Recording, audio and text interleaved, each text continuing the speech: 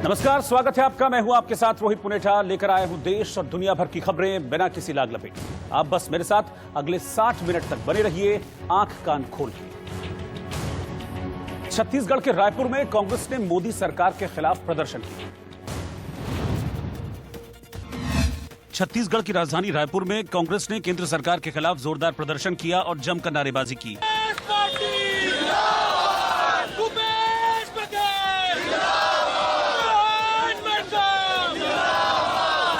इस बीच कुछ देर के लिए मौके पर ट्रैफिक जाम लग गया, जिससे लोगों को परेशानी हुई। कांग्रेस ने तेल की कीमतों में लगातार हो रहे इजाफे की आलोचना की। आज हम लोग केंद्र सरकार जिस तरीके से 2014 के बाद महंगाई के साथ सिपाही है और उनके सारे वादों में सिर्फ एक ही वादा पूरा हुआ है देश को महंगाई देने का, उसके खिलाफ हम लोग आज प्रदर्शन कर रहे हैं। महाराष्ट्र के उस्मानाबाद में प्रदर्शन कर रहे हेल्थ वर्कर्स ने डिप्टी सीएम और स्वास्थ्य मंत्री के काफिले को रोक दिया। इस वजह से मौके पर अफरा तफरी का माहौल हो गया। प्रदर्शनकारियों को हटाने के लिए पुलिस को लाठीचार्ज करना पड़ा, जिससे मौके पर हंगामा खड़ा हो गया।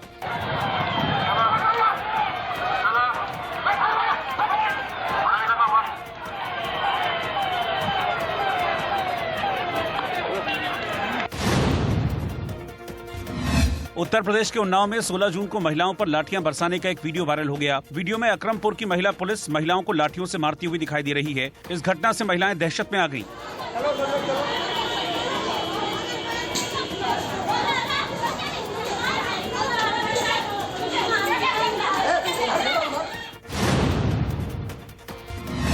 जम्मू कश्मीर के जम्मू में कोरोना वैक्सीन लगवाने में लोगों में डर देखा जा रहा है। यहां लोग वैक्सीन लगवाने के डर से घर से बाहर भाग गए। इसके बाद घर वालों ने हेल्थ वर्कर्स की मदद से उन्हें जबरन पकड़कर टीका लगाया।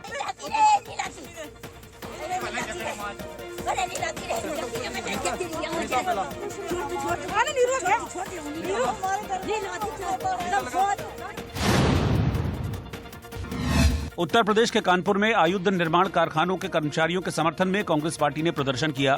कांग्रेस ने कर्मचारियों की मांगों का समर्थन किया। नहीं चलेगी। कानून वापस लो।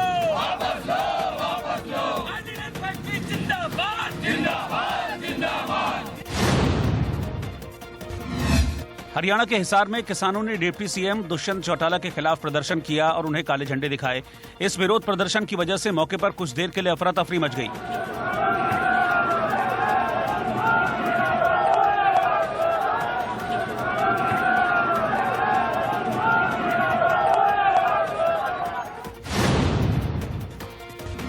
उत्तर प्रदेश में गाजियाबाद के बुजुर्ग के साथ बदसलूकी के मामले में बीजेपी कार्यकर्ताओं ने विरोध प्रदर्शन किया। कार्यकर्ताओं ने एसपी नेता उम्मेद पहलवान, ओवैसी और राहुल गांधी के खिलाफ नारेबाजी की और पुतला फूंककर विरोध जताया।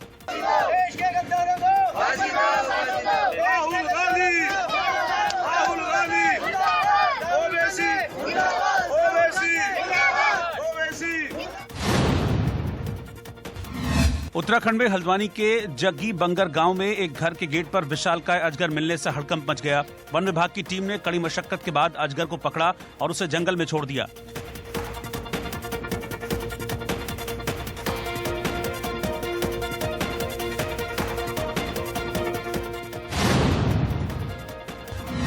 मध्य प्रदेश में कटनी के बरही में थाने में एक प्रेमी जोड़े की धूमधाम से शादी करवाई गई। यहां के टीआई को जब पता चला कि प्रेमी किसी वजह से दूसरी जगह शादी करने जा रहा है, तो उसने समझा बुझाकर उन्हें शादी के लिए तैयार कर लिया।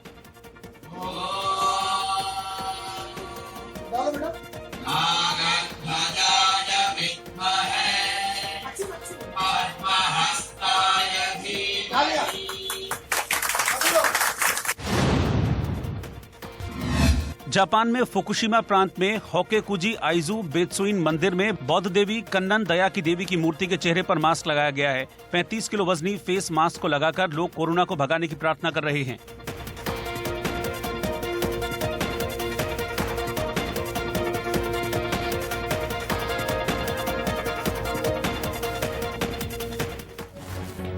आगरा में एक बाइक सवार हैवानियत की हदें पार करते हुए कुत्ते के 2 बच्चों की जिंदगी छीन गया।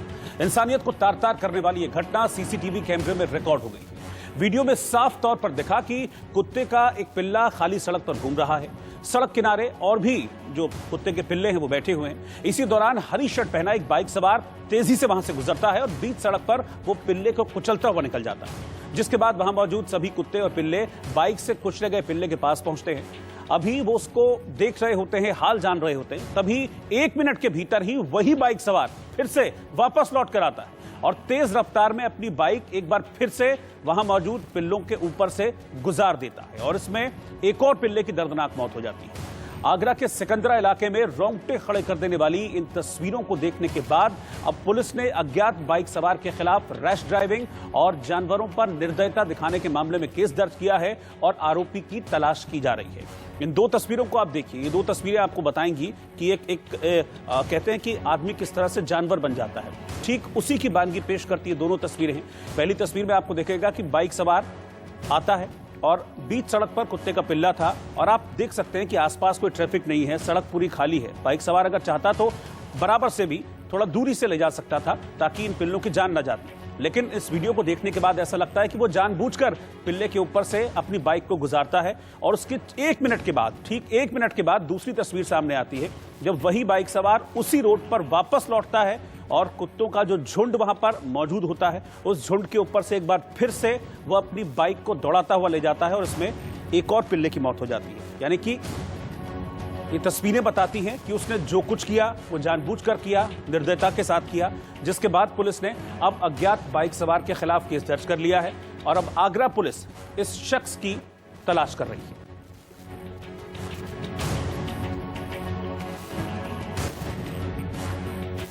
नेपाल में बाढ़ से कहर मचा हुआ है। नेपाल के 31 जिलों में हालात इस वक्त बेहद खराब हो चुके हैं।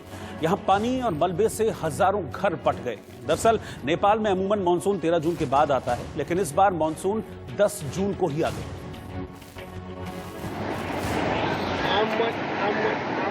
नेपाल के सिंधुपाल चौक में तो ऐसा लगा मानो जल प्रलय ही आ गई हो, क्योंकि नदी के पानी को देखिए कैसे वो अपने साथ सब कुछ बहा ले जाने पर आमादा है। इतना पानी देख लोग दंग रह गए और हाहाकार मच गया।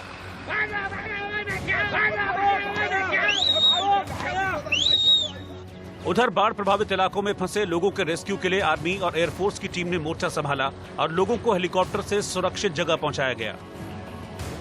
इस बीच नेपाल के मौसम विभाग ने अलर्ट जारी करते हुए कहा है कि बारिश अभी जारी रहेगी, लिहाजा नदी के किनारे रहने वाले लोग सतर्क रहें। उधर तबाही का आलम यह था कि नदी किनारे बसे शहरों में बाढ़ का पानी घुस गया, जिससे हजारों लोग बेघर हो गए, जबकि 100 से ज्यादा लोग लापता हैं, क्योंकि पानी और मलबे से हजारों घर पटे नजर आए। इतना ही नहीं, भूस्खलन के चलते ताश के पत्तों की तरह लोगों के घर बिखर गए, तो कई जगह मिट्टी में पूरे के पूरे घर धंसे नजर आए। जिधर देखो केवल पानी और मलबा ही नजर आया। इस मंजर को लोग बेबस होकर बस देख ही सकते थे। कुदरत के कहर के आगे वो बेबस थे। कचरा और नदी की गाद इतनी थी कि मानो नदी ने अपनी दिशा बदलकर शहर की ओर मोड़ ली हो। पानी और मलबे के चलते कई जिलों में भूस्खलन का खतरा लगातार बना हुआ है। लोगों के घर अब भी टूट रहे हैं।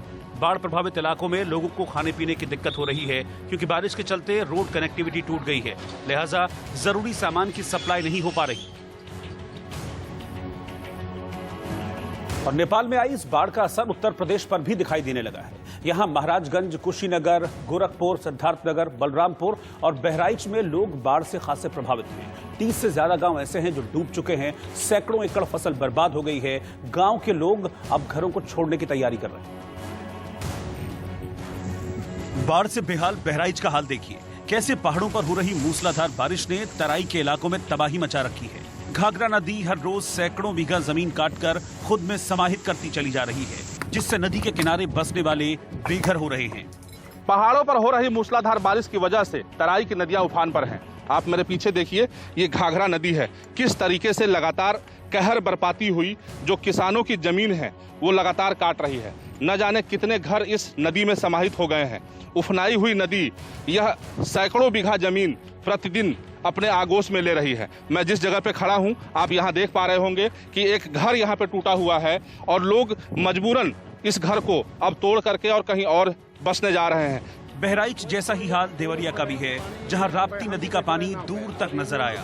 गांव के गांव बाढ़ की चपेट में आ गए और लगातार पानी का लेवल ऊपर उठता ही जा रहा है।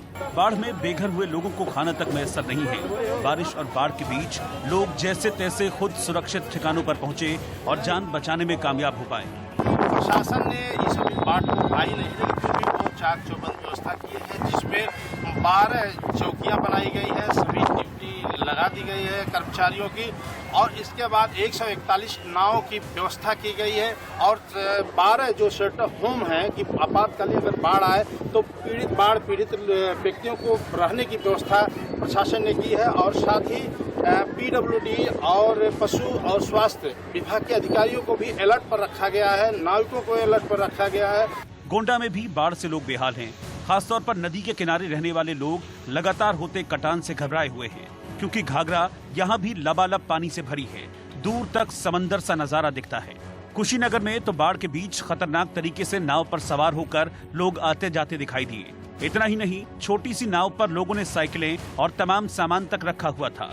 इनकी भी मजबूरी है, लेकिन जरा सी लापरवाही बड़ी मुसीबत का सबब बन सकती है।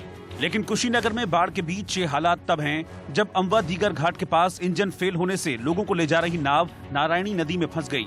लोग नदी पार खेतों में काम करके वापस लौट रहे थे। हालांकि वक्त रहते सभी को रेस्क्यू कर जैसे तैसे बाहर निकाला गया, लेकिन लोग कहां मानने वाले। ये हाल भी कुशीनगर का ही है, जहां भारी बारिश के बाद ऐसी बाढ़ आई कि पानी सड़क के ऊपर बहने लगा। रास्ता बदलने की बजाय लोग इसी पानी से गाड़ियां और साइकिल निकालते नजर आए। छोटे छोटे बच्चे तक इसी पानी से होकर गुजरते दिखे।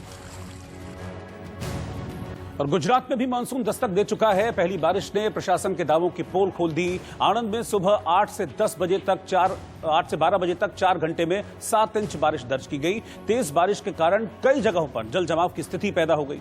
निचले इलाकों में पानी भरने की वजह से लोगों को परेशानियां झेलनी पड़ी हैं। इन तस्वीरों को जरा आप देखते रहिए साथ ही साथ, और ये पता लगेगा आपको कि कैसे तड़के ही आणंद में भारी बारिश के कारण सड़कों पर पानी भर गया और ऐसा लगने लगा जैसे ये सड़क नहीं बल्कि कोई नदी हो। और इसी हालात में लोग सड़क से गुजरने को मजबूर दिखे। तमाम गाड़ियां इसी पानी से गुजरती हुई दिखाई दी। किसी भी तरह के निकासी का पानी का कोई इंतजाम न होने की वजह से पूरा इलाका नदी में, नहर में तब्दील हो गया।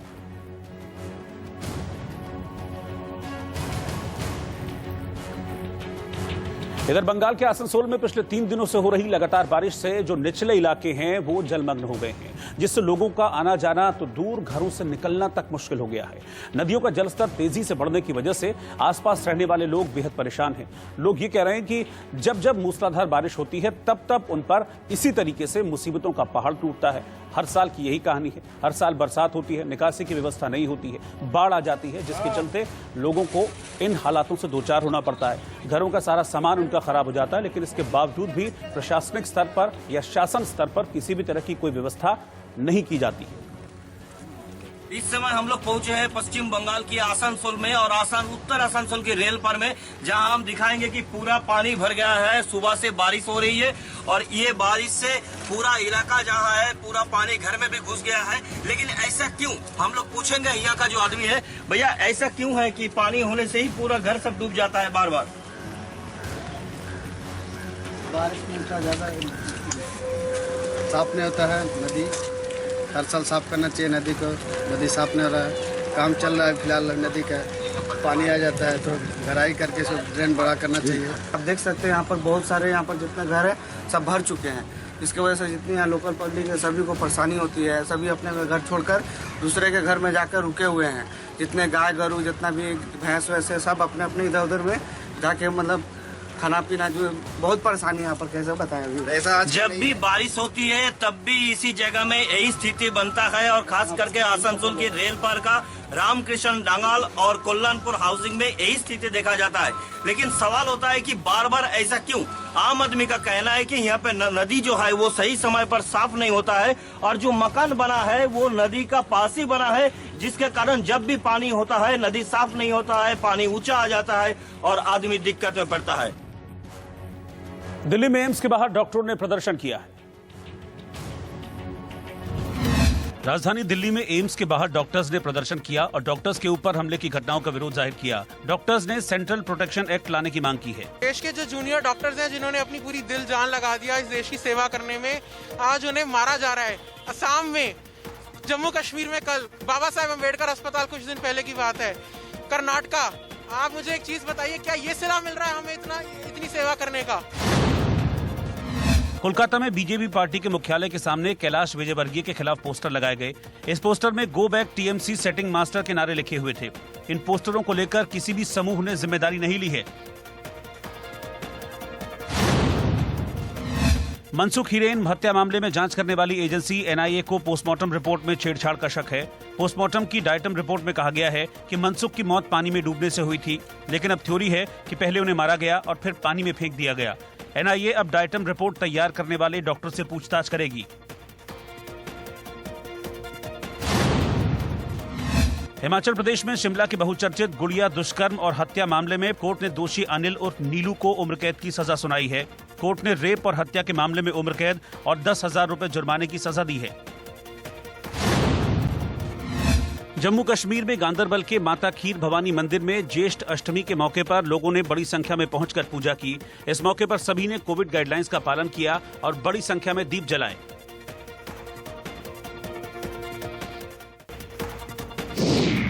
कारोबारी सप्ताह के अंतिम दिन बाजार मिले जुले नतीजों के साथ बंद हुआ। सेंसेक्स 21 अंक उछलकर 52,344 पर बंद हुआ, तो निफ्टी 8 अंक फिसलकर 15,683 पर बंद हुआ। दिल्ली में अनलॉक के दौरान कोरोना प्रोटोकॉल के उल्लंघन पर हाईकोर्ट ने नाराजगी जाहिर की है। कोर्ट ने केंद्र और दिल्ली सरकार से इस मामले में रिपोर्ट भी मांगी है। साथ ही दिल्ली के बाजारों में नियमों के उल्लंघन पर हाईकोर्ट ने कहा है कि कोरोना प्रोटोकॉल का इस तरह उल्लंघन संक्रमण की तीसरी लहर को बढ़ावा दे सकता है। इसकी बिल्कुल भी इजाजत नहीं दी जा सकती। दरअसल दिल्ली में अनलॉक के बाद से ही बाजारों में काफी भीड़ दिखाई दे रही है और लोग बिना मास्क के ही घूमते दिख रहे हैं। यही नहीं, सोशल डिस्टेंसिंग का भी ठीक से लोग पालन नहीं कर रहे हैं। इसके बाद दिल्ली हाईकोर्ट ने मामले में स्वतः संज्ञान लेते हुए अधिकारियों से सख्त कदम उठाने और दुकानदारों को जागरूक करने की बात कही। हालांकि राजधानी में कोरोना के नए मामले भले ही कम हो गए हों, लेकिन संक्रमण अभी पूरी तरह से खत्म नहीं हुआ है।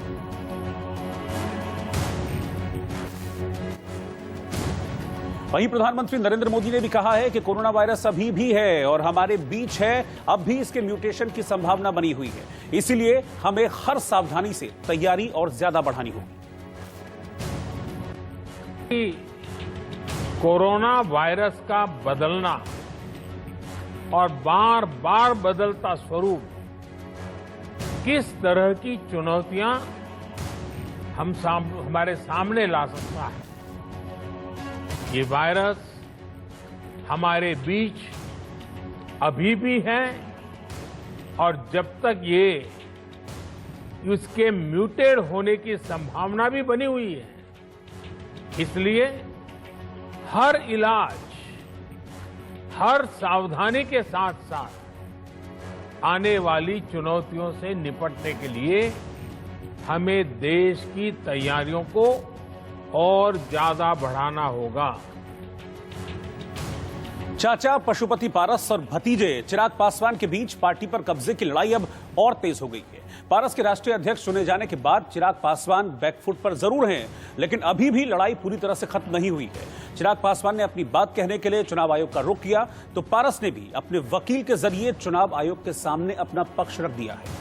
अब पलड़ा किसका भारी होगा, ये देखने के लिए इंतजार करना होगा। लेकिन इस बीच दोनों गुटों के बीच जमकर जोर आजमाइश चल रही है।